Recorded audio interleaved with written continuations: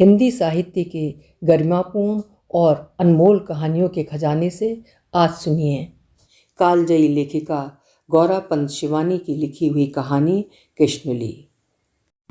आज भी पाठकों का एक बहुत बड़ा वर्ग उनकी कहानी, उपन्यासों और उनकी लेखन शैली का दीवाना है। प्रस्तुत है कहानी मेरी जुबानी। मैं हूँ सीमा सिंह। अपने पाठकों के चिरंतन उपालंब से मैं इस बार भी मुक्त नहीं हो पाऊंगी। उनका एक प्रश्न मुझे हमेशा बींधता है, मेरी प्रत्येक नायिका अपरूप सुंदरी ही क्यों होती है? किंतु चाहने पर भी क्या आज उसके नुकीले चिबुक को भौंतरा बना सकती हूँ? उन कर्णायत आंखों की सुदीर्घ पलकों की चिलमन को किस कैंची से कतर दूं? उन प्रथुल रसीले लाल अधरों कपोलों की उस पहाड़ी आड़ू सी मोहक ललछौही आभा को किस रबड़ से मिटा दूं? इतने वर्षों में भी पानी की टंकी के पास खड़ी तन्वी सुंदरी कृष्णुली की अर्ध खुली देह की चमक मुझे किसी दिवा स्वप्न के बीच सहसा चौंधिया जाती है। अरियो बौड़म, घड़ा मत छू लेना कहीं। क्या कर रही है यहाँ खड़ी खड़ी? भाग जा। पानी भरने आई तिवारिन कहती तो वो खिलखिलाकर उनके भरे घड़े को पैर की ठोकर से उलट बन्ना कर भाग जाती और देखते ही देखते नन्हे काले बिंदु सा बन गया उसका काला फटा लहंगा सड़क के मोड़ से विलीन हो जाता। किसी मैराथन रेस के धावक की भांति नन्हा सीना फुलाए भागती वेगवती कृष्णुली को पकड़ भी कौन सकता था। अचानक ही वो पगली न जाने किस गांव से अल्मोड़ा आ गई थी। उस पर उस उन्मादिनी का उन्माद भी विचित्र था। कभी झील सा शीतल, कभी पहाड़ी वन अरण्य को झुलसाने वाली अग्नि ज्वाला सा उग्र। लोगों का कहना था कि शुक्ल पक्ष में पूर्णिमा की चतुर्दशी और पंचदशी को ही वो अधिक बौरा उठती थी। पहले पहले वो पानी की टंकी के पास आकर खड़ी हुई तो कौतूहली भीड़ ने उसे घेर लिया था। मैंने भी उसकी वो दिव्य सौंदर्य छटा अपने घर की खिड़की से ही देखी थी। काला लहंगा, नीली क्रेप की कुर्ती पर कसी काली बास्कट, जिसके प्रत्येक बटन विधुर कांच के औदार्य से उसका नन्हा मोहक उभार उन्मुक्त होकर पहाड़ी सफ़ेद डांसी के पत्थर की अबरकी चमक से हमें चौंधिया गया था। हाय हाय, ये बेशर्म छोकरी किस गांव से मुंह काला करने यहाँ आ गई? कौन है रीतू? कहाँ से आई है? किंतु प्रत्येक प्रश्न को उसकी दूधिया हंसी ने झाड़ बुहार कर दूर फेंक दिया था। ऊँड़ी के उस पुष्ट तने से अपनी नग्न कनक निकष स्निग्धा पीठ को साधे वो अपनी दोनों पतली गोरी टांगें फैलाकर बैठी और उसका चिथड़ा बन गया लहंगा जीर्ण विवर्ण छतरी के से घेरे में फैल गया था। उसकी चुप्पी देख भीड़ के एकाध उद्धत छोकरों ने कंकड़ मार दिए और वो किसी द्रप्त निशाचर सी दांत पीसती एक बड़ा सा पत्थर उठा भीड़ को मारने दौड़ी। फिर भीड़ के घेरे को चीरती अमानवीय वेग से सड़क के मोड़ से अदृश्य हो गई। फिर तो ये पगली का नित्य का नियम बन गया। दिन भर न जाने कहाँ कहाँ घूमती, सड़कों से फटे कागज, टूटे टीन के डिब्बे, चिथरे बटोरती और जहाँ गिरजे की घड़ी ने 7 का घंटा बजाया कि वो ठीक टंकी के पास खड़ी हो जाती। इतवार के दिन तो कभी कभी कृष्णुली झुरमुटे अंधेरे में ही टंकी का नल खोल नहाने बैठ जाती। उस दिन गिरजे की घड़ी में घंटे बड़ी सुबह से ही बजने लगते और उसी भ्रम में शायद पगली समय से पहले ही वहाँ आ जाती थी। मुझे उसे देखने में बड़ा आनंद आता था, शायद इसलिए कि वो नहाते नहाते अपने सुंदर चेहरे को नाना हास्यास्पद मुद्राओं में बिचकाती स्वयं ही खिलखिलाने लगती थी। कभी अपनी लाल लाल जीभ को सर्पिणी सी चिरी जिह्वा की तीव्रता से लपलपाकर अपनी पतली नाक छू लेती। कभी अपनी चोटी को दोनों कपोलों पर लपेट दाढ़ी से बना लेती और कभी खुले नल के नीचे लाम तूम होकर पसर जाती। कभी कभी निसंकोच अपने सारे कपड़े उतार कर टंकी पर रख देती तो मैं लज्जा से मुंह फेर लेती। कुछ क्षणों के लिए उसकी लज्जा जैसे स्वयं मेरी ही लज्जा बन जाती। हाय, कैसे निर्मोही निर्दयी माँ बाप होंगे इसके, जो इस पागल किशोरी को यहाँ भटकने बहा दिया। कोई देख ले तो। किंतु कृष्णुली को किसी ऐसी संभावना की चिंता नहीं रहती। वो बड़े आराम से अपना स्फटिक सा उजला एक एक अंग रगड़ रगड़ कर चमकाती, बाल धोती, कभी कभी अपनी विलवित स्नान प्रक्रिया के बीच मेरी उपस्थिति का आभास पा अपनी दिव्य स्मित का आह्वान भी मुझे दे देती। अपनी शंख ग्रीवा के झटके से मुझे वो कई बार बुला चुकी थी। एक दिन अपने मौन स्नेही आमंत्रण का उचित प्रत्युत्तर न पा उसने खींचकर एक ढेला मेरी ओर फेंका और मुझे भद्दी भद्दी गालियां दे ही रही थी। मेरे गुरु शास्त्री जी लोटा बाल्टी लेकर वहां नहाने आ गए। उनको देखते मैंने हटने की चेष्टा की, पर उनकी दृष्टि मुझ पर पड़ चुकी थी। तू क्या कर रही है यहाँ? तभी तो मैं कहता हूँ ये साली हरामजादी शहर भर के छोकरे छोकरियों को मारने महामारी से यहाँ आई है। आज ही पुलिस में खबर कर इसे थाने में बंद न करवाया तो मेरा नाम परमानंद पांडे नहीं। जा भाग बच्चात, हड़ी हड़ी। मुझे उनका वो हड़ी हड़ी कहना उस दिन बेहद अखरा था। हड़ी हड़ी कहकर तो पहाड़ में कुत्ते को दुरदुराया जाता है। बेचारी पगली क्या कुत्ता थी, पर वो जितना ही हड़ी हड़ी कर रहे थे, कृष्णुली उतनी ही अबाध्य दृष्टता से खिलखिलाती नल के नीचे करपुट साध पानी भरकर उनकी ओर उछालती जा रही थी। अंत में शास्त्री जी ने उसे हाथ पकड़कर घसीट दूर झटक नल के नीचे अपनी बाल्टी लगा दी और विष्णु विष्णु कहकर नहाने लगे। मैं सोच रही थी पगली अब निश्चय ही उन्हें पत्थर मारेगी, पर वो पेड़ के नीचे वैसी ही अचल मुद्रा में खड़ी थी जिसमें झटकी गई थी। एक टक वो ऐसे क्या देख रही थी शास्त्री जी को? उसका विवेकहीन उन्माद सहसा प्रौढ़ गांभीर्य में कैसे बदल गया? क्या शास्त्री जी का गोरे फिरंगी जैसा गौरवपूर्ण उसे बांध रहा था, या दीर्घदेही व्यक्तित्व संपन्न शास्त्री जी की सुदीर्घ शिखा? उसकी उपस्थिति से एकदम ही उदासीन निर्भीक शास्त्री जी बार बार अपने यज्ञोपवीत की डोरी रगड़ते और जितनी ही अधिक ठंड लगती उतनी ही जोर से विष्णु विष्णु जपने लगते। नहा धोकर उन्होंने बाल्टी भरी, लोटा लिया और खड़ाऊं खटखटाते चले गए। एक बार भी उन्होंने कृष्णोली की ओर नहीं देखा। पगली को तो जैसे सांप सूंघ गया था। उन दिनों मैं शास्त्री जी से संस्कृत पढ़ने उनके घर जाया करती थी। कुछ उनके छोटे से सुगढ़ गृह का शांत परिवेश और कुछ गुरु पत्नी का स्नेह पगा आतिथ्य मुझे नित्य समय से कुछ पूर्व ही वहाँ खींच ले जाता। जिस कमरे में मैं पढ़ती थी वही शास्त्री जी की बैठक थी और वही था उनका अध्ययन कक्ष। एक बड़ा सा पहाड़ी फीड़ा कमरे में बिछा रहता। पूरी दीवार पर देवी देवताओं के चित्रों से भरे 10-10 साल पुराने कैलेंडर टंगे रहते। बीचों बीच मेनका विश्वामित्र का बड़ा सा कांच मढ़ा चित्र था। तब रवि वर्मा का यह चित्र पहाड़ के प्राय प्रत्येक घर की दीवार पर लटका मिलता था। एक बाँ आंखों पर धरे मुनि विश्वामित्र और पुत्री को गोद में लिए अपूर्व लावण्यमयी मेनका। मैं कुछ देर काकी के साथ चौके में गप मारती, उनके बनाए स्वादिष्ट पहाड़ी व्यंजन चखती। ले ले खा ले जल्दी, अभी तो तेरे कक्का पूजा में बैठे हैं। काकी पत्थर की रकाबी में कुरकुरे गाबे मेरी ओर पढ़ा देती। ताजी जरगे की पत्तियां दे गया था आज नागमल, सोचा गाबे बना दूं, तेरे कक्का को बहुत पसंद है। चावल की पिट्ठी में उन खस्ता गाबों को मुंह में धरते ही तब लगता था इनसे स्वादिष्ट और कोई व्यंजन हो ही नहीं सकता। ठीक 8 बजे खड़ाऊं खटखटाते शास्त्री जी आते। वनौषधि पर्व के 5 श्लोक सुनते। मजाल है जो एक बार भी श्लोक सुनाने में जिह्वा अनुशासन शैथिल्य से अटक जाए। परस्मय पद आत्मनय पद के रूप सुस्वाद गाबों का सारा स्वाद बिगाड़ कर रख देते। इस बीच काकी उनके लिए दूध का गिलास और बादाम मुनक्कों की तश्तरी रख जाती। काकी के स्निग्ध चेहरे को उसके चिरंतन घूंघट की यवनिका और भी स्निग्ध बना देती थी। गोरा रंग, लंबे पहाड़ी पिठिया का तिलक जो उनके प्रशस्त ललाट के बीचों बीच विभक्त करता, उनकी मांग के सिंदूर संगम से मन मोह लेता था। पिठिया पर चिपके अक्षत के दाने जिन्हें मैंने अन्य पहाड़ी स्त्रियों के तिलक दानों की भांति कभी बिखरते नहीं देखा। धीमी आवाज में वो पति को नित्य एक ही मृदु आदेश दे जाती, दूध थोड़ी देर में पीना, चुटकंद अर्थात बेहद गर्म है। मेरी समझ में नहीं आता कि ऐसा चुटकंद दूध काकी लाती ही क्यों है, जिसे पीने के लिए शास्त्री जी को सुदीर्घ प्रतीक्षा करनी पड़ती है।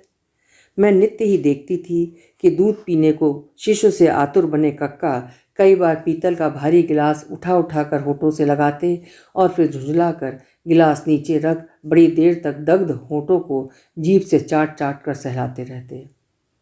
कई बार बड़ी चेष्टा से मुझे अपनी हंसी रोकनी पड़ती थी, मेरी समझ में नहीं आता कि जब बेचारे शास्त्री जी दूध पीने को इतने अधीर रहते हैं तो काकी इसे ठंडा कर क्यों नहीं लाती।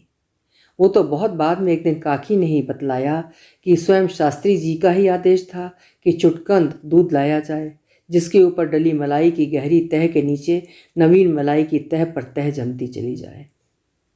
मैं प्रायः ही सोचती थी कि शास्त्री जी ऐसे सुदर्शन व्यक्ति हैं और काकी का ऐसा रूप रंग, यदि उनकी कोई पुत्री होती तो निसंदेह अपरूप सुंदरी होती। किंतु निसंतान दंपति को अपने संतान न होने का कोई दुख नहीं था। पूरे शहर में काकी अपने उदार स्नेही स्वभाव के लिए प्रख्यात थी और शास्त्री कक्का की अपनी धर्मार्थ वृत्ति और विद्वता के लिए वैसी ही धाक थी। उनकी यजमानी में शहर का लगभग संपूर्ण समृद्ध वर्ग बंधा था। पूजा पाठ, श्राद्ध, तर्पण, उपनयन, विवाह अर्थात जन्म से लेकर मृत्यु तक के एक एक अनुष्ठान में उनकी उपस्थिति अनिवार्य रहती।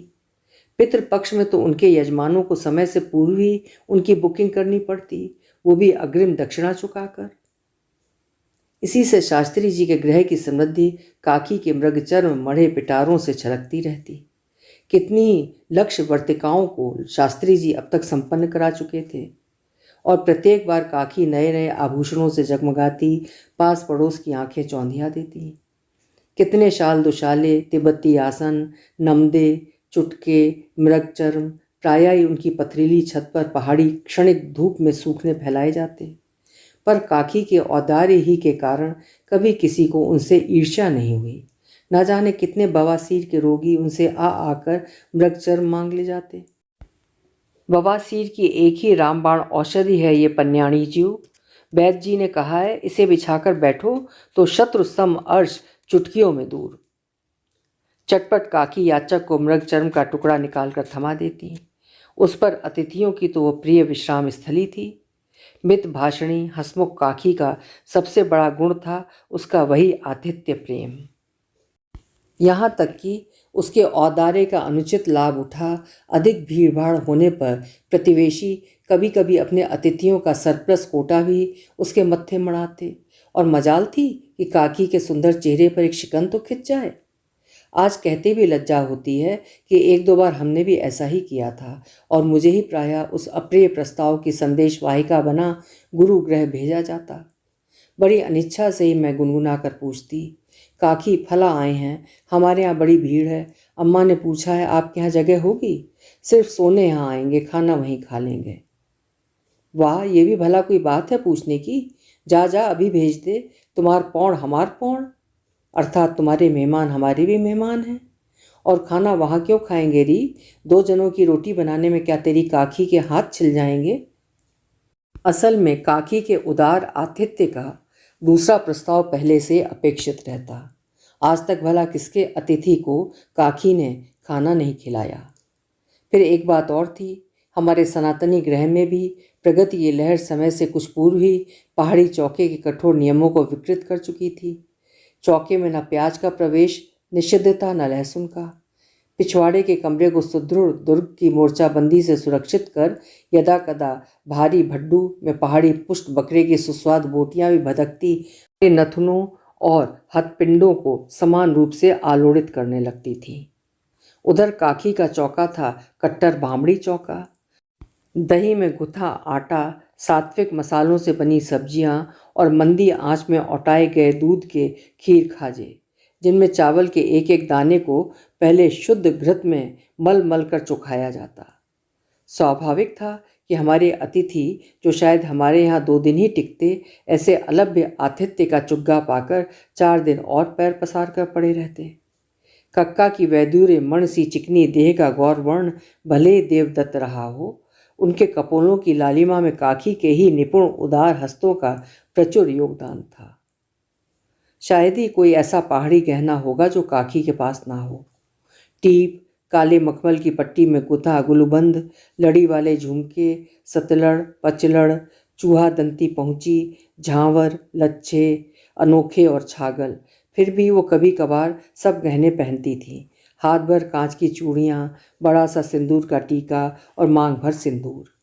बचपन में प्रायः ही मैं उनसे कहानी सुनने जाती। असल में कहानी का लोभ मुझे वहाँ नहीं ले जाता, क्योंकि जितनी ही सुंदर काकी थी उतनी ही नीरस उनकी कहानी हुआ करती थी। एक तो उस बेचारी के पास एक ही कथानक था, शेर और लोमड़ी का उबाऊ प्रसंग। आरंभ से ही बेचारी पहले मोड़ पर लंगड़ाने लगती और दूसरे ही मोड़ पर हाँफ कर पसर जाती। शेर ने कहा, भाग रही लोमड़ी, खबरदार जो अब इधर आई, और आज्ञाकारिणी लोमड़ी दुम दबाकर भाग जाती। मुझे हमेशा यही लगता था कि काकी है लोमड़ी और कक्का है शेर। बेचारी अपनी ही कहानी सुना रही है। कहानी सुनता ही कौन था, मैं तो उनके सुवासित आंचल की एक अनोखी सुगंध सूंघने जाती थी। बार बार उसकी मखमली बेल लगी मदीने की साड़ी के आंचल में मुंह छिपाकर मैं निरर्थक कृत्रिम जिज्ञासा का जाल फैलाकर पूछती, फिर क्या हुआ काकी? पढ़ा है कि नायिका भेद के अनुसार शंखनी या पद्मिनी के देह परिमल की भी ऐसी ही महिमा होती है।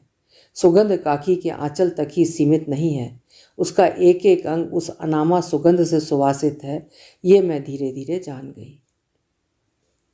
अभी कुछ दिन पूर्व मेरी प्रवासिनी पुत्री ने मुझे विदेश से एक बहुमूल्य परफ्यूम की शीशी भेज कर लिखा था। मुझे पता है तुम्हें परफ्यूम के लिए विशेष दुर्बलता रही है। लिखना ये कैसी लगी? आजकल ये यहाँ की बहुचर्चित परफ्यूम है। मैं उसे कैसे लिखूं कि वर्षों पूर्व 1 महीने के आंचल की दुर्लभ सुगंध को मेरी स्मृति के नथुने अब भी बिसरा नहीं पाए हैं, और उसे आंखें बंद कर सूंघती हूँ तो विदेश की बहुचर्चित सुगंध भी नगण्य लगती है। तब मैंने एक दिन काकी से पूछ भी लिया था, काकी तेरे सारे शरीर से सुगंध आती है? और उसके उत्तर ने मुझे स्तब्ध कर दिया था। क्या सचमुच ऐसा भी संभव है? मेरे बाबूजी कस्तूरी मृग का शिकार करते थे, काकी ने हंसकर कहा था। मेरी माँ कहा करती थी, जब मैं पैदा हुई तो मेरी माँ ने 2 काम किए। एक तो चट से नाल कटते ही ताज़ा रक्त मेरे होंठों पर लगा दिया, जिससे दाड़िम के फूल से लाल लाल बने रहें, और फिर मेरी कटी नाल को कस्तूरी के बीड़े में लपेट चूल्हे के नीचे गाड़ दिया।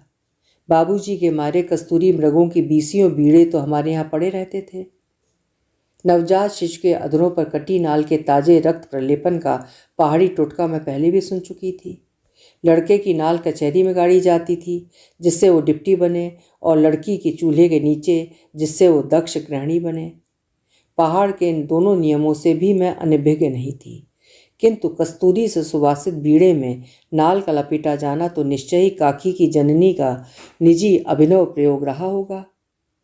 काश मेरी माँ ने भी ऐसा ही किया होता, मैं सोचती, और फिर उसकी उंगलियां पकड़कर सूंघती। अपनी उस घातक बीमारी में भी तो शायद तभी काकी अंत तक कस्तूरी के बीड़े सा ही महकती रही थी। काकी की चर्चा करते करते पगली को तो मैं भूल ही गई हूँ। वैसे आज यदि काकी जीवित होती और मेरी इस कहानी को पढ़ती, क्योंकि मेरी हर कहानी को वो पढ़ती अवश्य थी। अखबार वाले से मैं पूछती रहती हूँ, री अरे अकबरिया, शिवानी की कोई कहानी छपी है क्या? उसने मुझे हंसकर जब ये अभिज्ञता थमाई थी, उसके बाद फिर मुझे तब आधी लिखी गई इस अधूरी कहानी को पूरा करने का दुस्साहस नहीं हुआ था। आज यदि वो इसे पढ़ती तो शायद सबसे बड़ी आपत्ति उसे इस संबोधन पर ही होती। वो क्या उसे कभी पगली कहने देती थी? उसी ने इस बदनाम नाम से उसे मुक्ति दिलवाने उसका नाम धरा किस्ना। यही नाम कालांतर में काकी के अनंत लाड़ दुलार से छलकता बन गया था किस्नुली। एक दिन जब वो उग्र रणचंडी बनी भीड़ के पीछे भारी गलडोड़ पत्थर लिए भाग रही थी, और द्रुत वेग से भागती उन्मादिनी की बटन विधुरा नीली कुर्ती से उसकी अनावृत संगमरमरी काया का औदर्यपूर्ण प्रदर्शन भीड़ के मंचलों से अश्लील सीटियां बजवा रहा था, तभी कभी गाली न देने वाली काकी के मुंह से पहली बार उस अशोभन संबोधन का उच्चारण सुना था। अरे हरामी के जनों, क्या तुम्हारे घर में माँ बहनें नहीं हैं? अगर कल तुम्हारी जवान बहनें ऐसे पगला कर नंगी उघाड़ी सड़कों पर भागने लगी तो नामर्दों, क्या तुम ऐसे ही सीटियां बजाओगे? अरे कुछ तो शर्म करो। ये पंत पांडे जोशियों का मोहल्ला है। यहाँ झिझाड़ के दीवान और कसून के पांडे के घरों में शंख घंट बजते हैं, सीटियां नहीं। सबको जैसे सांप सूंघ गया कि यवनिका में अवतरित और उसी में अंतर्हित हो गया वो रौबदार चेहरा, तो उन्हें झाड़ पिलाकर अदृश्य हो गया। किंतु फिर दिन भर तूड़ी के पेड़ के नीचे आकर बैठ गई पगली को किसी ने नहीं छेड़ा। शायद पगली के उन्मादग्रस्त दृश्य के किसी कक्ष में काकी की उसी फटकार से कृतज्ञता का प्रथम अंकुर उगाया था। न जाने कैसे उनका घर पहचान पगली उसी संध्या को उनके यहाँ पहुँच गई और उनके पथरीले आंगन में टांग पसार कर अपने फटे कागज, टीन, चीथड़ों की पोटली छाती से चिपकाए पसर गई। काकी ने तो कभी खाद से गले किसी लावारिस कुत्ते को भी अपने आंगन से नहीं दूर दुराया था। शास्त्री जी किसी विवाह का पौरोहित्य निभाने लखनऊ गए थे। काकी ही ग्रह की एकछत्र निरंकुश साम्राज्ञी थी। बस उसी दिन उसे शरण ही नहीं दी, नया नाम भी दे दिया, किस्ना। मुझे छत पर चढ़कर काकी ने पुकारा, अरे देख जा कौन आया है आज मेरे यहाँ। गई तो देखा पगली काकी के तखत पर लंब पसार लेटी है। हाय राम, कैसा बदल दिया है तूने इसे काकी, आज तो पगली पहचानी में नहीं आ रही है। मैंने हंसकर कहा तो काकी ने आंखें तरेर कर मुझे चीड़ दिया। खबरदार जो अब इसे पगली कहा, आज से इसका नाम है किस्ना। क्यों है नारी किस्ना? और किस्ना खूब खूब कर हंसने लगी। हाय काकी, कैसे मोती कैसे दांत हैं इसके। अरे पूरे 2 कोयले घिसे हैं, अंगली भी काट खाई कटखन्नी ने, देख। सचमुच काकी की अंगली पर पट्टी बंधी थी। पगली को नहला धुला, साड़ी पहना, मांग पट्टी कर काकी ने उसका चोला ही बदल दिया था। अरे तेरा कोई पुराना ब्लाउज हो तो दे जाना, मेरा सलूका तो बहुत बड़ा पड़ रहा है इसे। मैं महा उत्साह से अपना एक लगभग नया ब्लाउज ही ले आई। है बदजात बड़ी कमीनी। काकी की आंखों में नवार्जित वात्सल्य की सहस्त्र तरंगें उठ उठकर गिर रही थीं। जैसे कुर्ती के बटन लगाए तड़ातड़ खोलने लगी। मैंने मारा एक चिमटा, तब जाकर समझी। मैंने कहा अब बटन खोलेगी तो ऐसे चिमटा मारूंगी। अरे काकी, क्या तू इसे अब हमेशा यहीं रखेगी? मैं मन ही मन अपने उग्र तेजी गुरु की काल्पनिक क्रुद्ध लपटों से झुलसी जा रही थी। अचानक ही काकी मुझे झांसी की रानी से भी अधिक महिमामयी लगने लगी थी। और क्या इसका सर्वनाश कराने राह के चौराहे पर छोड़ दूंगी? खुद ही जब आकर मेरे आंगन में पसर गई है तो साफ जाहिर है भगवान ने ही इसे यहाँ भेज दिया है। आज तक जिसने संतान सुख नहीं दिया उसने आज स्वयं ही मेरी रीति कोख भर दी। काकी की आंखें चलचला उठी थीं। पर काकी, कक्का देख लेना, कभी नहीं रहने देंगे। आते ही तूफान खड़ा कर देंगे। कहेंगे पता नहीं कौन जात है, हमारे घर की चाय तक तो पीते नहीं। कहते हैं तेरा बाप तेरा मामा सभी तो विलायत में पढ़कर जात गंवा आए हैं। वही कक्का क्या इसे यहाँ रहने देंगे? तेरे कक्का की ऐसी की तैसी। पहली बार मैं काकी के संस्कारी मुख से पति के लिए ऐसे वचन सुन रही थी। 2 दिन तक पगली टंकी पर नहाने नहीं आई और तीसरे दिन कक्का आ गए। फिर वही हुआ जिसकी मुझे आशंका थी। कक्का पहाड़ी मेघ सा गरजे, पर काकी भी निरंतर विद्युत सी चमकती रही, अपने निश्चय पर अडिग दृढ़। पगला गई है क्या? एक तो बद्ध उन्मादिनी, उस पर न जात का पता न कुल गोत्र का ठिकाना। ऐसा रंग क्या ब्राह्मण को छोड़कर किसी और ग्रह में हो सकता है?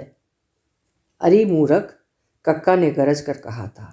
पहाड़ की शहानियों के लपट मारते रंग के सामने बामड़ियों का रंग कभी टिक पाया है? मुझे तो ये रंग रूप कद गाठी में एकदम शहानी लगती है। किंतु धीरे धीरे अनामा कुल गोत्र की किस्ना का अतीत स्वयं ही प्रकट हो गया। उसी के गांव के मनिहार ने उसे पहचान लिया। वो रयूणी गांव के पुजारी देवदत्त भट्ट की पुत्री थी। जन्म से ही बद्ध पगली। माँ बहुत पहले ही मर खप गई थी। 1 साल हुआ, बाप भी पेड़ से गिरकर मर गया। ननिहाल में 2 मामा बचे थे, दोनों पागल। अनाथा पगली के उत्पात से त्रस्त हो स्वयं ग्राम प्रधान ही उसे एक दिन मोटर में बिठा अल्मोड़ा पहुंचा गए थे। और जैसे बिल्ली को बोरे में बांध कोई दयालु हित चिंतक उसे किसी हलवाई की दुकान के आगे छोड़ आता है, ऐसे ही उसे शायद जानबूझकर ही निस्संतान उदार काकी के द्वार पर छोड़ दिया गया था। शास्त्री कक्का को परम असंतुष्ट कर ही उसे अपने गृह में शरण दी थी। किंतु किस ग्रह का अनुशासन पगली को बांध सकता? बरामदे से लगा एक छोटा कमरा था, वहीं उसके लिए एक तख्त बिछा दिया गया था। द्वार पर निरंतर एक बड़ा ताला लटका दिया, जिससे जंगली बिल्ली भाग न जाए। एक तो काकी के प्रथम दिन का अनुभव बड़ा विकट रहा था। अपनी लगभग एकदम नई साड़ी ही काकी ने उसे पहना, बड़े यत्न से उसके उलझे जटाजूट को सुलझा, नन्ही नन्ही अनेक गढ़वाली लटियाँ गूंद दी थीं। थाली में खाना परोस कर भी रखाई थी। थोड़ी देर में छिपकर देखने गई कि पगली ने खाया या नहीं। मैंने भी दबे पैरों काकी के पीछे खड़ी होकर झाँका तो सहम कर पीछे हट गई। पूरे चावल के छोटे छोटे गोले बना पगली खिड़की से बाहर फेंक रही थी। अंतिम गोला फेंक फिर उसने दाल का कटोरा सिर पर उलट लिया और ऐसे छपकाने लगी जैसे तेल छपका रही हो। कक्का की अनुपस्थिति में मैं प्रायः ही काकी के पास सोती थी। उस दिन तो काकी ने मुझे विशेष आग्रह से ही बुलाया था। अरे आज सोने जरूर आ जाना, मुझे उसे देखकर न जाने कैसा डर लग रहा है। रात को हम दोनों सोने लगी तो मैंने कहा, काकी बेचारी किसना अकेले सो रही है, यहाँ डाल दूँ उसका तखत? नहीं नहीं, काकी जैसे घबरा गई थी। आज पहला दिन है, वहीं सोने दे, फिर तो मेरे ही पास सोएगी। अभी एकदम अनजान घर में आई है, बिल्ली का छौना भी पालने लाओ तो पहले पहले पंजा मारती है। चल देख आए, सोई है या मरी कुछ उपद्रव करने में लगी है। धीरे धीरे जाकर हमने एक साथ खिड़की से झांका। हाँ, कैसा गुलाब का सा फूल लग रही है नींद में, देख देख। रयूणी की है ना, सुना नहीं तूने? बांजे की लाकड़ी टेढ़ी भली, रयूणी की बानी सेड़ी भली। अर्थात बांज की लकड़ी टेढ़ी भी हो तब भी भली है, क्योंकि दब से सुलग जाती है, और रयूण गांव की लड़कियां महंगी हों तब भी अपरूपी सुंदरी होती हैं। सचमुच ही नींद में पगली किसना परियों सी ही सुंदर लग रही थी। चपटी पाटी में विभक्त घने काले केशों को काकी ने खूब कस कस कर गूंथ दिया था, जिससे पगली उस दुरूह बुनावट को सहज में खोल ना पाए। काले छापे की साड़ी का पल्लू स्वयं ही नन्हे से घूंघट में सिमट शुभ्र ललाट पर कृष्ण मेघ खंड सा तिरने लगा था। मृणाल दंड सी सुचिक्कन बाहों में से एक सिरहाने दबी थी, दूसरे से दबा नन्हा उभार रह रहकर उठ गिर रहा था। रात बड़ी देर तक हम दोनों बातें करती रहीं। वयस का पर्याप्त व्यवधान होने पर भी काकी मुझे अपनी समवयस्का सखियों से भी अधिक प्रिय थी। सुबह कुछ देर तक ही मैं सोती रही। अचानक काकी ने जोर जोर से झकझोर दिया। अरे उठ उठ, जल्दी देख देख तो पगलिया ने कैसा अंधेर कर दिया है। मैं हड़बड़ाकर उठी और समझ गई कि पगली का उत्पात निश्चय ही असाधारण रहा होगा, नहीं तो काकी उसके लिए पगलिया शब्द का प्रयोग कभी नहीं करती। पैरों में चप्पल डाल मैं गिरती पड़ती भागी। पिंजरे में बंद क्रुद्ध शेरनी सी किसनी पूरे कमरे में चक्कर लगा रही थी। क्यों बंद किया है मुझे, खोलो खोलो। वो रह रहकर दोनों मुट्ठियों से द्वार पीटने लगी थी। काकी की यत्न से बंधी असंख्य लट्टियों के तोरण को उसने नोच नोच कर खोल कर पूरे चेहरे पर बिखेर लिया था। मेरे दिए गए ब्लाउज की उघड़ी दोनों बाहें ब्लाउज से बेछिन्न कर खिड़की के जंगलों में बांध दी थीं, और काकी की काली छपी साड़ी की नन्ही नन्ही पताकाओं की झालर पूरे कमरे में लटकी थी। स्टूल पर चढ़ चढ़ कर ही शायद किसना ने दीवार पर लगी कीलों पर पताकाएं फहराई थीं, क्योंकि स्टूल 3 विवश टांगे फैलाए कमरे के बीचों बीच उल्टा पड़ा था। क्या करूं री अब? काकी बेचारी अपने गोल गोल हाथों को विवश मुट्ठियों में मसलती रुआसी खड़ी हो गई।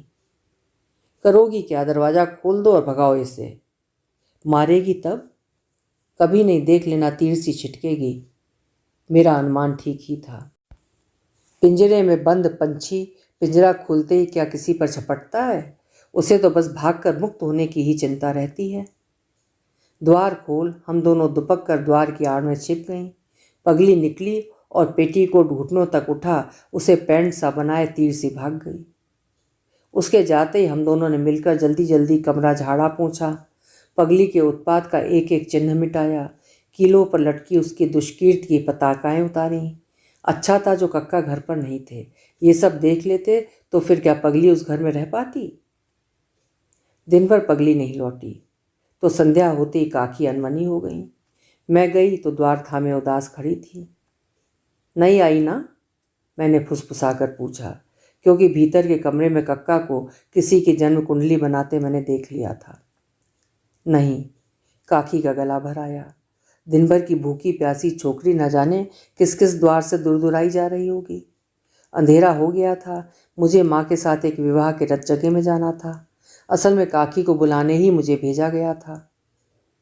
तू नहीं चलेगी काकी? मैंने पूछा। नहीं, उसने कहा और आंखें पोंछ ली। अपनी माँ से कह देना मेरे सिर में दर्द है। जाती भी कैसे, वो बेचारी तो किसना का मातम मना रही थी।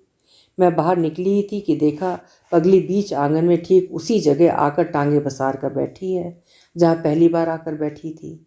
खुली पोटली के असंख्य नए बटोरे गए रत्न पूरे आंगन में बिखरे थे। फटे कागज, दाड़िम के फूल, रंग बिरंगे कपड़ों के चीर, और उन्हीं को फिर बटोरती वो होठों ही होठों में कुछ बुदबुदा रही थी। कहाँ भाग गई थी तू? काकी कितनी परेशान रही तेरे लिए, जानती है मूर्ख। आने दे कक्का को, देख तेरी क्या गत बनती है आज, मैंने कहा। एकाएक उसकी अलमस्त मुद्रा में खिले चेहरे पर भय की झुर्रियां उभर आईं। कक्का का नाम सुनते ही वो सहम गई। इतने ही में मेरी आवाज़ सुन काकी भी भाग कर बाहर आ गई। मैं जानती थी ये लौट आएगी। मैंने भैरवनाथ का उचैड़ा अर्थात मनौती माना था। हाय हाय, ये क्या गत बना लिया तूने? अरे किस पापी ने पत्थर मार दिया तुझे? नास हो उसका, ठठरी उठे उस अभागे की। काकी उसे ऐसी चूमती चाटती सहला रही थी जैसे मृत वत्सा गाय को उसकी बछिया मिल गई हो। सचमुच ही किसी ने बड़ी बेरहमी से उसे पत्थर मार पूरे घुटने की खाल निकाल दी थी। हो सकता है ये खुद ही गिर पड़ी हो काकी, भागती भी तो है ख्योतार की तरह। नहीं, मैं नहीं गिरी, मुझे मारा। पगली की कैफियत में उन्माद का स्पर्श भी नहीं था। हाय, किसने मारा मेरी दुलारी बच्ची को? काकी ने उसका धूल धूसरित चिबुक स्पर्श कर बड़े दुलार से पूछा। तेरे बाप ने, कहकर उबे हया फिर ठीठी कर हंसने लगी। काकी ने उसके उस निर्मम परिहास को भी बड़े ममत्व से ग्रहण कर हंसकर उसे हाथ पकड़कर उठाया और एक दिन पहले पहनाए गए नए पेटीकोट की दुर्गत देख मुंह पर आंचल धर फिर हंसने लगी। तीक्ष्ण नखा किसनी ने नोच नोच कर पेटीकोट की लंबाई को अत्यंत मोहक हसरता में परिवर्तित कर घुटनों तक झूलता स्कर्ट बना दिया था। निरभ्र आकाश की धौत चंद्रिका में उसके दोनों घुटने बड़े बताशों से चमक रहे थे। अरे तुझे तो नंगी ही घूमने दिया जाए वही ठीक है। काकी के स्नेह पगे उपहालंभ में फटकार से अधिक स्नेह की छलकन छलक रही थी। अपने भोले मासूम चेहरे को काकी की ओर उठा पगली ने पूछा, मुझे मारोगी तो नहीं ईजा? उसके उस निर्दोष करुण प्रश्न के साथ साथ स्वतः स्फूर्त वो माँ का संबोधन काकी को वहीं ढेर कर गया। देख रही है, बिना किसी के सिखाए मुझे ईजा कहा इसने, ईजा। काकी ने उसे जोर से छाती से चिपटा लिया। अरे मारूं तेरे दुश्मन को, चल जल्दी तेरे कपड़े बदल दूं। चोट पगली को लगी थी और रो रही थी काकी। उसके बाद किसनी एकदम शांत बन गई। वैसे भी कृष्ण पक्ष में वो एकदम बदल जाती थी। जहाँ जहाँ काकी जाती वो पालतू बिल्ली सी उसके शरीर से सटी सटी गाल घिसती, उसके दाएं बाएं घूमती रहती। यही नहीं, काकी ने इसे इसी बीच बिन्ने की सलाई थमा उल्टा सीधा बुनना भी सिखा दिया था। जब कभी मैं पढ़ने जाती देखती अंगारों से लहकती बड़ी सी सग्गड़ के आमने सामने गुरुमानी शिष्या की जोड़ी बैठी बिन रही है। काकी उन दिनों पूरी 20 लाइन की एक दुरूह सकरपारी बिनाई डालकर कक्का का स्वेटर बिन रही थी। वर्षों बाद मैं उसे नए ऊन से कुछ बिनते देख रही थी, क्योंकि आज तक जब भी मैंने उसे देखा वो पुराने स्वेटर, मफलर, उधेड़, मोजे, दस्ताने, कंटोप बिनती रहती। इस वर्ष का स्वेटर दूसरे जाड़ों में दस्ताने मोजों की सृष्टि करता, फिर उन्हें उधेड़ कर कंटोप, और जब ऊन एकदम ही तार तार हो जाता तो पुनः उसे रंग वो टाट पर अनोखी दस्तकारी का जाल बिछा देती। इस बार उसने वो नई बिनाई बड़े परिश्रम से लाला बाजार की किसी शाहानी से सीखी थी। एक तो पहाड़ की शाहानियाँ का जैसा अपूर्व रंग रूप होता है, वैसी ही बिनाई की दक्षता में परिपक्व होती हैं उनकी उंगलियाँ। राह चलते राहगीर पर्यटकों के स्वेटर के नमूने भी वह चटपट उतार लेती हैं। ये बहुचर्चित नमूना भी परी शाह की संवाड़ी जू ने घोड़ा भगाते किसी अंग्रेज की पीठ पर पड़े स्वेटर से उतारा था। अनेक मोहक गांठों से टेढ़ी मेढ़ी होकर लता पत्र सी घूमती उस बेल का नमूना सीखने में मुझे भी पूरे 2 दिन लगे थे। पर नौसिखिया किसनी ने उसे देखते ही अपने उधड़े ऊन की रंग बिरंगी पट्टी में जो का त्यों उतार कर रख दिया था। हे भगवान, बरम राक्षस का दिमाग है छोकरी का, काकी ने कहा और चट उसे अपनी बिनाई का दूसरा पेश थमा दिया था। कैसी सफाई है देख, सधा हाथ है इसका तो। वैसे काकी उसे एक पल भी अकेली नहीं छोड़ती थी, पर उस दिन कक्का सामने बैठे मुझे पढ़ा रहे थे और किसनी बड़े मनोयोग से स्वेटर पहन रही थी। उसके इसी अनुकरणीय आदर्श व्यवहार ने शायद काकी को आवश्यकता से अधिक उदार बना दिया था। वो कक्का का चुटकंत दूध लाने उठकर भीतर गई और कक्का के अधूरे स्वेटर का पल्ला भी वहीं रख गई। जलते पश्म की दुर्गंध को पहले कक्का ने ही पकड़ा था। अरे, ये हंतरैन अर्थात कपड़ा जले की दुर्गंध कैसी आ रही है जी?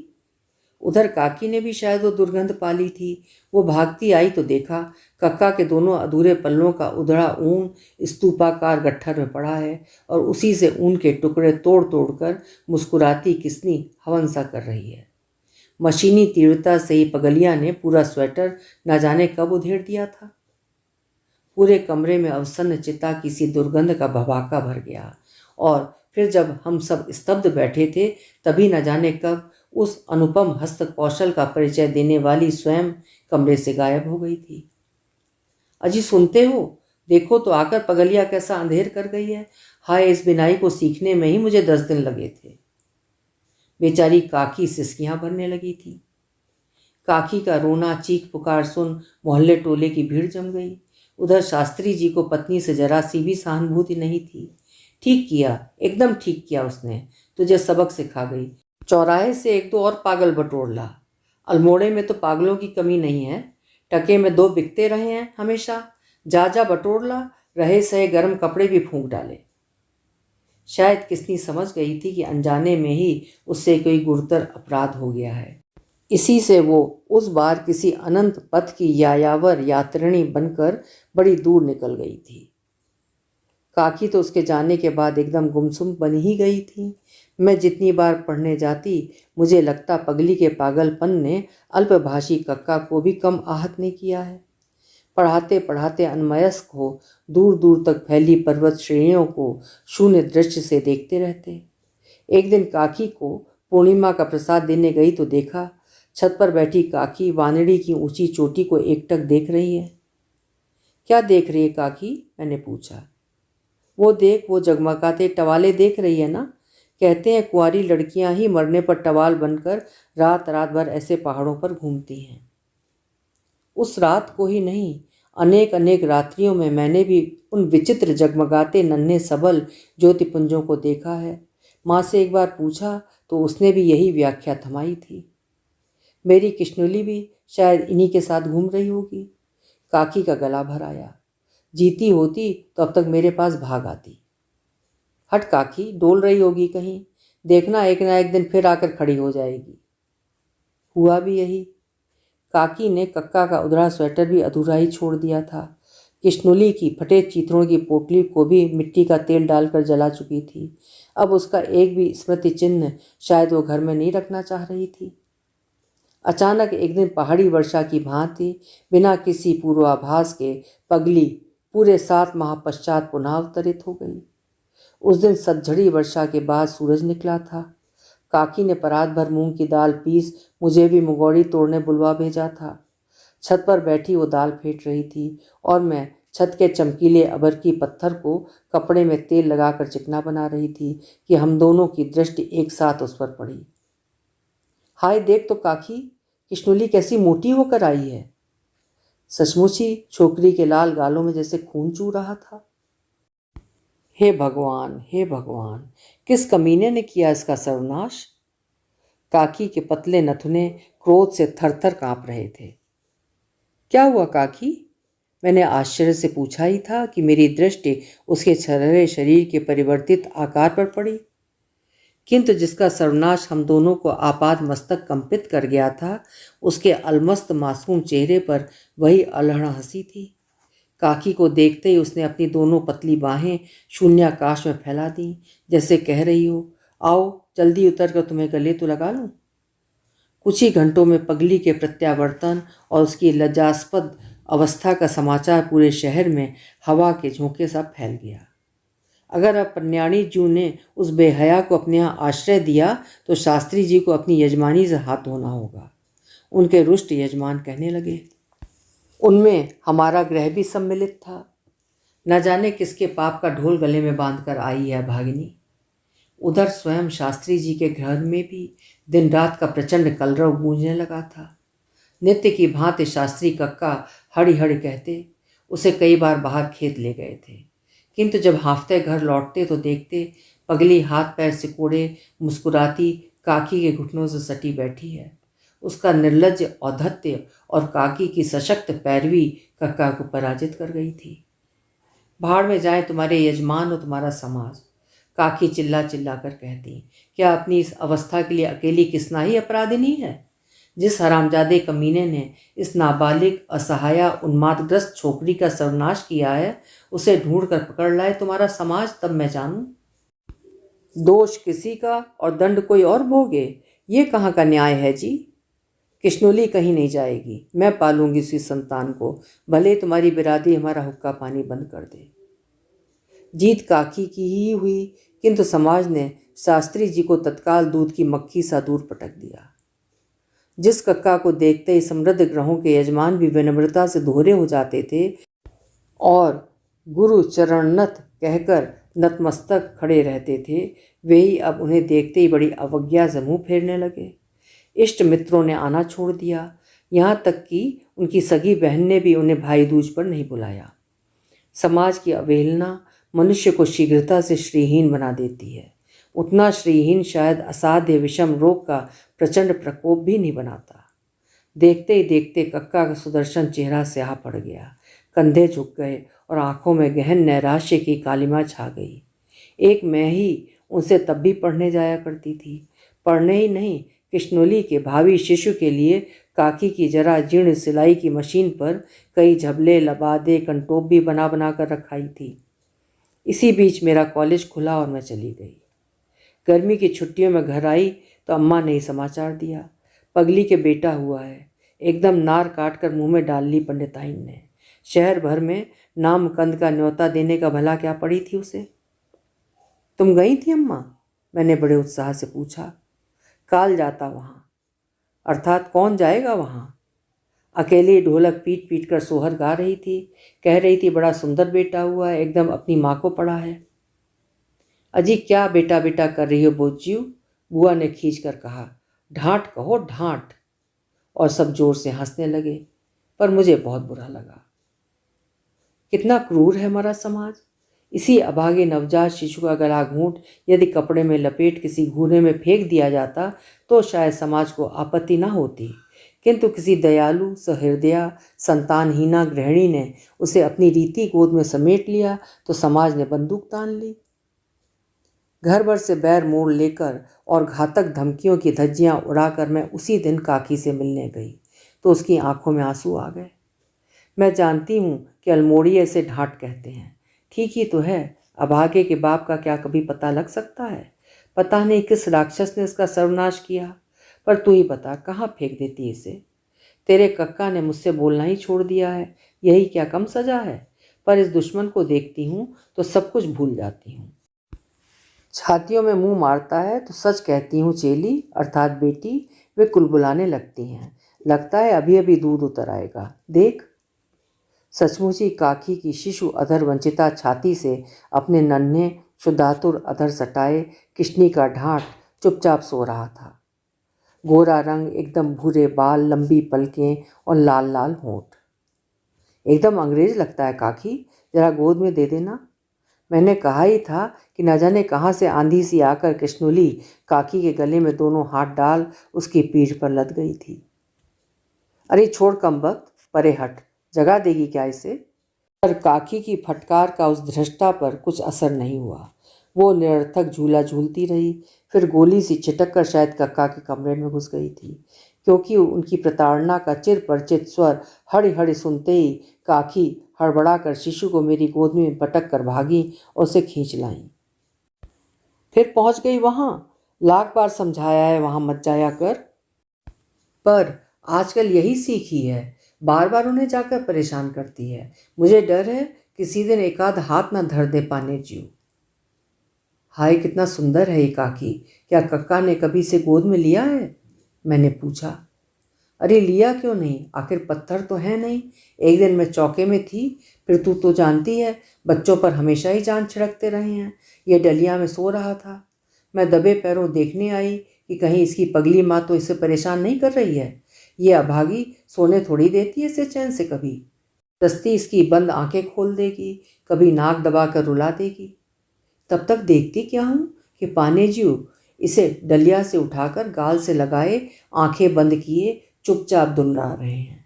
और जानती है, टप टप बड़े बड़े आंसू गिरा रहे थे तेरे कक्का। काकी मुंह में आंचल धरकर हंसने लगी। तूने क्या किया? करती क्या, उल्टे पैरों लौट गई। उसी दिन मैं जान गई कि लाख हड़काएं और हड़हड़ करें, मेरे इस करण की ममता ने उन्हें भी बांध लिया है। क्या कर्ण नाम तूने धरा काकी? कैसा ठीक नाम रखा है, मैंने कहा। तेरे कक्का नहीं धरा है री, पर सुंदर नाम धरने से क्या होता है, बड़ा भी होगा तब भी इसे सब किश्नुली की ढांठी कहेंगे, उसने उदास स्वर से कहा। तो क्या हुआ काकी?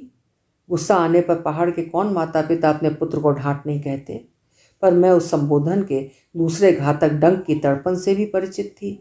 ढांठ का शब्दार्थ उतना घातक नहीं है। पहाड़ी में ये शब्द अकर्मण्य पुत्र के लिए ही प्रयुक्त होता है, किंतु वास्तव में इसका अर्थ है अवैध, और उस अर्थ में इसका विष अंग्रेजी के बास्टर्ड से भी कहीं अधिक विष बुझा है। काकी को समझा बुझा कर्ण को खूब दुलरा कर मैं एक बार फिर अपनी गुरुपत्नी से बिछुड़ गई। इस बार वर्षों का क्रूर व्यवधान दीर्घ से दीर्घ होता अतीत की अनेक प्रिय स्मृतियों को, अनेक स्नेही चेहरों को धूमिल बना मिटाता चला गया। फिर एक पुरस्कार चयन समिति के औदार्य से ही मुझे अपने विस्मृत गुरु का पता मिला था। मैं उस चयन समिति की सदस्य थी और उनकी लिखी एक पुस्तक वहाँ विचारार्थ आई थी। मैंने उसी दिन उन्हें पत्र लिखा। पहाड़ छोड़ वो काशी चले गए थे। काकी कैसी है? कृष्णुली और कर्ण की कुशल पूछने का दुस्साहस मैं नहीं कर पाई थी। महीनों बाद उनका उत्तर मुझे तब मिला जब 2 दिन पूर्व ही उनकी मृत्यु का समाचार अखबार में पढ़ चुकी थी। आयुष्मती, तुम्हारा पत्र तब मिला है जब ऊपर का सुखद आह्वान स्पष्ट होकर कानों में बजने लगा है। अच्छा हुआ तुमने पत्र लिखा। गुरु की सार्थकता इसी में है कि शिष्य भी उसकी परीक्षा लेने की योग्यता प्राप्त कर लें। पता नहीं किसने और कब मेरी पुस्तक विचारार्थ भेज दी है। मुझे किसी पुरस्कार की अब कामना नहीं रही, पर तुम्हारा पत्र पाकर सुखी हुआ। अच्छा है, जाने से पहले कंठ में अटका एक कंटक इसी पत्रोत्तर के माध्यम से शायद निकल जाए और सुख से जा सकूं। तुमने अपनी काकी के लिए पूछा है, वो वहीं है जहाँ 4 कंधों पर पहली बार उतरी थी, और उसकी जिद है कि 4 कंधों में जाएगी भी वहीं से। काशी की मृत्यु कामना ही मुझे यहाँ खींच लाई थी। गंगा तट के एक निभृत अज्ञात कोने में कुटिया बनाकर रहा। लोगों ने वहाँ भी शांति से नहीं रहने दिया। पहुँचा हुआ सिद्ध समझकर मुझे पूजने लगे। फिर एक संस्कृत पाठशाला में चला गया। वहीं एक स्नेही मित्र ने उदर पूर्ति का साधन जुटा दिया। पुस्तकें लिखीं, अध्ययन किया, फिर भी मन अशांत अस्थिर बना रहा। फिर चला गया ऋषिकेश, दंडी बनकर घूमा। अंत में हारकर काशी ही लौट आया। यहाँ भी मुझे शांति नहीं मिली, मिलती भी कैसे। मैंने तुम्हारी सती लक्ष्मी काकी को ठगा है और प्रवंचना का अंत ही हार है, ये अब मैं समझ गया हूँ। तुमसे एक अनुरोध है, तुम्हें कभी पढ़ाया है, गुरु दक्षिणा ही समझकर मेरी ये इच्छा पूरी कर देना। सुना है कृष्णोली नहीं रही, कर्ण बहुत बड़ा आदमी बन गया है। तुम्हारी काकी को उसने अपने साथ ले जाना भी चाहा था, पर वो नहीं गई। मैं जानता हूँ वो कभी नहीं जाएगी। उस छोटे से घर में हम दोनों के यौवन की स्मृतियों की अशर्फियों से भरा घड़ा जो गड़ा है बेटी, उसे छोड़कर कैसे जाएगी? उसके पैरों पर सिर रखकर स्वयं कहना चाहता था, पर गर्ग गोत्री इस नीच ब्राह्मण का ब्रह्म तेज बहुत पहले ही चुक गया है। कैसे कहूँ? ना जाने कितनी बार स्टेशन तक जा जाकर लौट आया हूँ। उससे कह देना कृष्णी का ढांठ ढांठ नहीं है, तेरी काकी का यह अधम पति ही उसका जनक है। इससे बड़े पाप की कल्पना क्या कभी की जा सकती है? कभी कभी लगता है मृत्यु की अंतिम घड़ी में मेरे कान में तारक मंत्र देने आए भगवान शंकर भी शायद मेरे पापी कर्ण स्पर्श से सिहर मुझे बिना मुक्त दिए ही लौट जाएंगे। पहली बार शायद काशी की मुक्तिदायिनी महिमा मेरे पाप से ही म्लान होकर व्यर्थ हो जाएगी। किंतु दोष केवल मुझ दुरात्मा का ही नहीं था। उत्कट उन्माद के क्षणों में ही अभागिनी कृष्णुली मेनका सी ही साक्षात रति रूप में आकर मुझे विवेक भ्रष्ट कर गई थी। मैं जितनी ही बार उसे दुरदुराता उतनी ही बार चतुरा अभिसारिका के कौशल से वो मेरे संयम का दुर्ग ढहाने आ पहुंचती, और वो भी ऐसा सुअवसर ढूंढकर जब तेरी काकी घर पर नहीं रहती। कभी कभी तो मुझे लगता था उसका वो उन्माद उन्माद नहीं, प्रेरणोन्माद है। फिर एक दिन वो अचानक गायब हो गई थी। मैंने सोचा चलो अच्छा ही हुआ, फोड़ा स्वयं फूट गया, मुझे चीरा नहीं लगाना पड़ा। पर वो लौटी और उसका प्रत्यावर्तन मेरे लिए तिलमिलाकर भुलाने वाली मौत बन गया। जैसे जैसे कर्ण बड़ा होता गया, उसकी अद्भुत प्रतिभा, विलक्षण व्यक्तित्व, अस्वाभाविक गांधीर्य मुझे पागल बनाने लगे। वो स्कूल जाता, लड़के उसे चिढ़ाते तो चुपचाप ताल सी छलकती आंखें लिए मेरे पास सिर झुकाकर खड़ा हो जाता। बाबू, आज लड़कों ने फिर वही कहा। क्या? मैं अनजान बनकर पूछता। वही कृष्णुली का ढांट। ऐसा क्यों कहते हैं बाबू? कृष्णुली तो पगली है, मेरी ईजा वो थोड़े ही है ना। मेरे बाबू तो तुम हो ना। मेरे जी में आता मैं उस भोले बच्चे को छाती से लगाकर चीख चीख कर कहूँ, हाँ हाँ बेटा, मैं ही तेरा बाप हूँ। पर ऐसा बाप, ऐसा अभागा बाप जो कभी बेटे को बेटा नहीं कह सकता। मैं उसे समझा बुझाकर फिर स्कूल भेज देता। फिर धीरे धीरे वो बड़ा हुआ और एक दिन उसने मुझसे स्वयं ही कुछ पूछना छोड़ दिया। मुझसे उसका उदास और समय से पूर्व ही प्रौढ़ बन गया चेहरा देखा नहीं जाता था। संसार ऐसे अभागों को कितनी दक्षता से पल भर में उनके अभिशप्त अतीत से परिचित करा देता है। उधर कृष्णुली ने एक दिन बड़े अधिकार से तेरी काकी के सामने ही मुझे जकड़ कर कहा, आज से मैं अलग कमरे में नहीं सोऊंगी, मुझे डर लगता है, सुलाओगे ना अपने पास? उस भयावह प्रस्ताव से सहम कर मैंने उसी दिन गृह त्याग दिया। अपनी काकी से कहना, विधाता के दंड का मुझे अब भय नहीं है, वो तो इसी लोक में मिल गया। पुत्र के रहते आज तर्पण पिंड की अतृप्त लालसा लिए ही जा रहा हूँ। यही क्या किसी ब्राह्मण के लिए कुछ कम दंड है? किंतु उस सती लक्ष्मी ने यदि मुझे हृदय से क्षमा नहीं किया तो कभी मेरी प्रेत मुक्ति नहीं होगी। उसका क्षमादान ही मेरी चिता दाह शर्मनार्थ तिलांजलि बनेगा। तुम्हारा अशांत कक्का। भारी मन से साहस संजो कर ही मैं गुरु दक्षिणा थमाने गुरु रह गई थी। काकी को देखा तो पहचान ही नहीं पाई। वैधव्य भी नारी को आपाद मस्तक पल भर में कैसे बदल देता है। जो मोटे मोटे सोने के जंजीर वाले कड़े कभी काकी की गोल गोरी कलाइयों में अटकते थे, वही हाथ उठाते ही उसकी दुबली बाहों के अनंत बने जा रहे थे। कहाँ गया वो गोरा रंग और वो स्नेह स्निग्ध मुस्कान? जिस आंगन को काकी हमेशा जीभ से चाटा चूटा सा बनाए रखती थी, उसे देखकर लग रहा था महीनों से वहाँ झाड़ू नहीं लगी है। तुलसी का पेड़ स्थाणु भूत ठूंठ बना ढल गया था। काकी, मैंने डरते डरते अधखुले द्वार की कुंडी खटखटाई। कौन? वो कुछ कुछ परिचित कंठस्वर सुनते ही मेरा हथपिंड एक पल को अचल हो गया। तब क्या काकी बीमार थी? कौन है भाई, आ जाओ, दरवाजा खुला है। क्षीण कंठ का आदेश पाते ही मैं भीतर चली गई।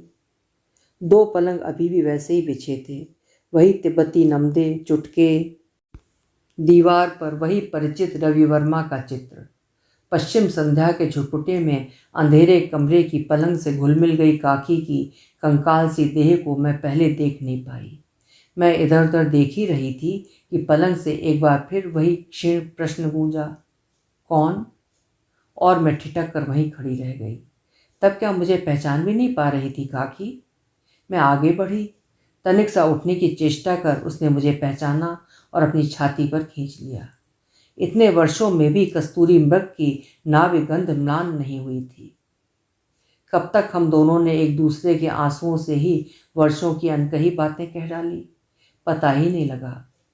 फिर गिरजे का घंटा बजा, वही घंटा जिसकी एक एक गुरु गंभीर गर्जना के साथ कभी काकी का नियमित सात्विकी जीवन बंधा था। वह 4 का घंटा जब वो उठकर नहा धो चाय चढ़ाती थी, 5 का घंटा जब वो कक्का की पूजन सामग्री संजोती थी, 6 का घंटा जब वो अपने भारी भट्टू भगोने का थपाथप उलट उसमें गीली राख लगा मुझे अपनी खिड़की से जगाती थी। अरे उठी या नहीं? कितने वर्षों तक काकी ही मेरी अलार्म घड़ी बनी रही थी। 7 के घंटे के साथ उसकी दाल की अधन चढ़ती, ठीक 9 बजे कक्का का लंच सर्व होता और 11 बजे खटखट सिलाइयाँ खटकाती काकी कभी स्वेटर से मोजे और कभी मोजे उधेड़ दस्ताने बिनने छत पर बैठ जाती। काकी, तू कब से बीमार है? क्या अकेली रहती है यहाँ? भगवान ने ही अकेली कर दिया री। कौन रहेगा यहाँ? देख रही है घर की हालत। उसने करुण हंसी हंसकर छत की टूटी बल्लियों की ओर इशारा किया। 7-8 जीर्ण बल्लियां टूटकर बड़ी खतरनाक चेतावनी देती एकदम नीचे लटक आई थीं। उसी भग्न कोटर से रात को नक्षत्र खचित व्योम मंडल की गरिमा निश्चय ही काकी के सिर पर उतर आती होगी। एक बड़ी सी गहरी परात में वर्षा का जल संचित पड़ा था। मुझे उस ओर देखते देख काकी हंसकर बोली, अरे जगह जगह परात गगरे रखने पड़ते हैं अब। पूरा घर टपकने लगा है, किसे बुलाऊं? अब इस करम जले अल्मोड़े में ओढ़ मिस्त्री भी नहीं जुटते, सब खद्दर की टोपी पहनकर नेता बन गए हैं। कर्ण क्या कभी नहीं आता? मैंने पूछा। काकी की आंखों से 2 बड़ी बड़ी बूंदें ढुलक गईं। आता क्यों नहीं री? भगवान करे उसके पैर में कांटा न गड़े। कलेक्ट्री का इम्तहान पास कर लिया है उसने, तूने सुन ही लिया होगा। खूब बड़ा बंगला है, नौकर अर्दली सब कुछ है, हर हफ्ते चिट्ठी लिखता है, ईजा तू यहाँ चली आ, बता कब आऊँ लेने? तू चली क्यों नहीं जाती काकी? कैसे छोड़ दूँ पुरखों की देहरी? लगता है उस कमरे में पानी जू संध्या कर रहे हैं, अभी कहेंगे चाय लाओ पन्याणी जू। रात को भी सोती हूँ तो लगता है चुपचाप बगल में आकर लेट गए हैं। अरे उतनी दूर चली गई तो कहाँ ढूंढेगी उनकी आत्मा मुझे उस परदेश में? उसकी सरल शंकाहीन आयत आंखों की निर्दोष जिज्ञासा का मैं क्या उत्तर दे सकती थी? पर फिर भी चेली, अपने गर्भ में भी 10 मास रखा होता तब भी मेरे कोख के जाए को शायद ऐसा दर्द ऐसी पीड़ा नहीं होती। हर महीने मनी ऑर्डर भेजता है, चिट्ठी तो हर हफ्ते, बस वही कि ईजा कब आऊँ तुझे लेने। चली जा काकी, ऐसी तबीयत में तेरा यहाँ रहना अकेले ठीक नहीं है, मैंने कहा। जाऊंगी जाऊंगी, उसी के साथ जाऊंगी, और कौन बैठा है मेरा? जाऊंगी क्यों नहीं, पर जाऊंगी उसके कंधों पर। वो फिर फिक से हंस दी। मैंने उसे लिख भी दिया है, देख रे करनिया, तू कहीं भी रहे, तुझे अब आना ही पड़ेगा, भले ही हवाई जहाज में क्यों ना आए। मुझे कंधा तू ही देगा, चाहे मेरी मिट्टी को 1-2 दिन रोकना पड़े। तू तो जानती ही है, पहाड़ में मिट्टी 3 दिन भी पड़ी रहे तब भी नहीं बिगड़ती। मैं जानती हूँ वो कहीं भी होगा, आएगा जरूर। काकी की आंखों में एक अनोखी चमक आ गई। जानती है री, उसने मेरा दूध पिया है, आज कौन करेगा विश्वास? पर जब वो अपना नन्हा मुंह मेरी छाती से सटाता, मेरी छातियां चढ़कने लगती, और सच कहती हूँ चेली, चप चप कर वो घूंट घटकता सो जाता। इसी से तो इतनी माया है उसे। कक्का अचानक घर छोड़कर क्यों चले गए थे काकी? प्रश्न पूछते ही मुझे लगा मैंने पूछकर ठीक नहीं किया। पुत्र महिमा से दप दप दमकती काकी एकदम बुझ सी गई। मैं आज तक खुद ही नहीं समझ पाई क्यों इतना बड़ा दंड दे गए मुझे। एक तो कृष्णुली का उत्पाद बहुत बढ़ गया था। रात को कभी कभी करमजली हम दोनों के बीच आकर सो जाती थी। पानेजी को तू तो जानती ही थी, देव मूर्ति से पवित्र, औरत जात से भड़कते थे। उस पर वो नासमझ छोकरी हाथ धोकर उनके पीछे पड़ी रहती थी। उन्हें चिढ़ाने में, हड़ी हड़ी सुनने में उसे न जाने कैसा आनंद आता था। मैंने लाख समझाया, देखो कौन उसके माँ बाप बैठे हैं, हम ही ने प्यार किया है, शरण दी है, इसी से तुम्हें बाप समझकर ही लाड़ दुलार करती है। मेरा ये कहना था कि पानेजी ने तन से मेरे गाल पर एक झापड़ धर दिया। पहले तो मैं समझ ही नहीं पाई। आज तक जिन्होंने मुझे फूल की छड़ी से भी कभी नहीं छुआ, उन्होंने बिना बात के झापड़ कैसे धर दिया? वो भी ऐसा कि 2 दिन तक उनकी 5 उंगलियों के निशान मेरे गाल पर उभरे रहे। मैं फिर अपने को रोक नहीं पाई, फूट फूट कर रो पड़ी। बड़ी देर तक वे सिर झुकाए चुपचाप मेरे पास खड़े रहे। लग रहा था गहरे पश्चाताप ही से गूंगे बन गए हैं। ना मुझसे ही कुछ कहा, ना करण से। चुपचाप वैसे ही सिर झुकाए निकल गए और फिर कभी नहीं लौटे। कृष्णुली को क्या हुआ था काकी? मैंने पूछा। मुझे तो लगता है तेरे कक्का के जाने का दुख ही उसे चाट गया। उन्हें वो कितना प्यार करती थी मुझे तब पता लगा, जब सांझ होते ही वो द्वार पकड़कर खड़ी हो जाती और एक टक सड़क को देखती रहती। मैं ही खींच खींच कर जबरदस्ती खाना खिलाती, कपड़े बदलती। एकदम शांत हो गई थी लड़की। ना उत्पात, न घर से भागना, न पास पड़ोस की छतों पर पत्थर फेंकना। बस कभी कभी वैसे ही आंगन में अपने चीथड़ों की पोटली छाती से दबाए जोर जोर से रोने लगती। कलेजा दहल जाए ऐसा विलाप। कृष्णोली, बाबू की याद आ रही है क्या? मैंने एक दिन उसकी ठुड्डी उठाकर पूछ लिया।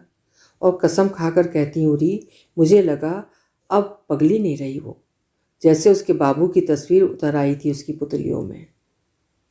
वो बीमार कब पड़ी काकी? धीरे धीरे उसे बुखार आने लगा। डॉक्टरों को दिखाया, डॉक्टर खजान के पास ले गई। उसने कहा टीबी है, सैनिटोरियम ले जाओ। सब गहने गिरवी रखकर गेठिया ले गई। करण को बोर्डिंग में डाल दिया था। छूत छात की बीमारी का क्या ठिकाना। 15 दिन तक पलकों भी बाहर जाती तो उठकर मेरे पीछे पीछे भाग आती। जब मैंने उसकी हालत गिरती देखी तो डॉक्टरों से लड़ झगड़ कर उसे फिर यहाँ ले आई। मरना ही है तो बेटे का मुंह देख कर मरे अभागी। उसके हाथों से गंगा जल तो घुटक लेगी करम जली। काकी की आंखों से आंसू पोंछकर मैंने कहा, अब बस कर काकी, रहने दे, तेरी तबीयत ठीक हो जाएगी तब सुनूंगी। पर वो बोलती चली गई। मैंने करण को बोर्डिंग से बुलवा लिया। उसके हाथों से गंगा जल पिलाने लगी तो मुंह फेर लिया बच्चात ने। कृष्णली, राम राम कह चेली, गंगा जल पी ले। देख करण खड़ा है तेरा बेटा, देखेगी नहीं उसे? पर उसने ना ना कर ऐसे सिर हिलाया जैसे सब समझ रही हो। फिर मेरी ओर बाहें फैला दी। मैंने लपक कर उसे छाती से चिपटा लिया। क्यों ऐसे डर गई थी छोकरी? क्या ले जाने से पहले यमदूत डरा रहे थे उसे? थर थर कर उसकी देह कंप मुझे भी कपा रही थी। जब कंप कुछ कम हुई तो मैंने उसे अपनी गोदी में लिटा लिया। उधर बीमारी ने उसका रंग जलाकर कोयला कर दिया था, पर जाने के दिन उसका वही पुराना रंग लौट आया था। वैसे ही दूध सी उजली देह, वैसा ही रूप। बड़ी देर तक मैं उसे गोदी में लिए बैठी रही। थका मादा करण कुर्सी पर ही सो गया था। एकाएक किशनी ने मेरे दोनों हाथ कसकर पकड़ लिए। क्या हुआ री कृष्णुली? मैंने पूछा। कुछ कहेगी क्या? पर बिना कुछ कहे उसने मेरे दोनों हाथ अपनी छाती से लगा लिए। मुझसे उसकी हालत देखी नहीं जा रही थी। लाख रोकने पर भी मैं अपने को रोक नहीं पाई। मेरे आंसू उसकी बंद मुट्ठी पर पड़े तो उसने फिर मेरी ओर देखा। मुझे आज भी यही लगता है री, जाने से पहले जब वो मेरी ओर टुकुर टुकुर देख रही थी तब वो पागल नहीं थी। उसके मरने से पहले ही उसका पागलपन मर चुका था। वो देखती रही और एकाएक उसकी वो टकटकी जम गई। अरे करण, उठ जल्दी, उठकर भट्ट जी को बुला ला। मैंने करण को उठाया। सब पड़ोसी आए बेटी, सबने बिरादरी का बैर भुला दिया। जमीन पर गोबर से पोतकर जब उसे खाट से उतारने लगे तो मुझे होश आया। अरे रुको रुको, वैतरणी का संकल्प तो थमा दो इसे। कैसे वैतरणी करेगी अभागी? 5 रुपए निकाल। मैंने उसकी ठंडी मुट्ठी में थमाए। नाक मुंह में सोना डाला। फिर मैंने ही नहलाया था उसे, जिसे इतने सालों तक नित्य नहलाया, ओढ़ाया, पहनाया। उसे उस दिन जाने की घड़ी में किसी और को कैसे सौंपती? पहना ओढ़ाकर सजाया तो लग रहा था 10-12 साल की कोई कुंवारी लड़की सो रही है। फिर मैंने मांग भर सिंदूर लगाया, बड़ी सी बिंदी धरी और घर की सेवा देवी पर चढ़ी जितनी मंगलसूत्र की मालाएं थीं सब उसके गले में डाल दी। भले उसे पति सुख नहीं मिला, स्वामी तो होगा ही कहीं। फिर मैंने उसे छाती से लगाकर खूब प्यार किया चेली। कान में राम राम फूंक कर कहा, जा किशनी जा, इस संसार में तो तुझे पति सुख नहीं मिला, परलोक में जी भर कर सुख भोगना कृष्णा। एक मैं हूँ जो अब तक अपनी बेशरम मिट्टी ढोती फिर रही हूँ। एक वो थी कि बाप के बिछोह में घुल घुल कर प्राण त्याग दिए। उनके जाने की खबर सुनकर भी तो मैं अब तक नहीं जा पाई। मैं काकी की पलंग की पाटी पर बैठी बैठी ही सिहर उठी। कैसे कहूँगी इस सरला काकी से, किस साहस से भस्म कर दूं इस प्रतिवता के पति की वसीयत। गया जाकर मैंने करण के हाथों उसकी क्रिया करवाई। पंडा जी को सब कुछ बता दिया। कृष्णी का बेटा है ये। माँ तो यही थी, पिता न जाने कौन कसाई था महाराज। मैंने उनके पैर पकड़ लिए। पर जो भी रहा हो, पंडा जी, निश्चय ही कोई शाप भ्रष्ट ऋषि मुनि रहा होगा। साक्षात आज्ञाकारी राम है मेरा करण। इसी के हाथों ऐसी क्रिया करा दो महाराज कि अभागिनी को मुक्ति मिल जाए।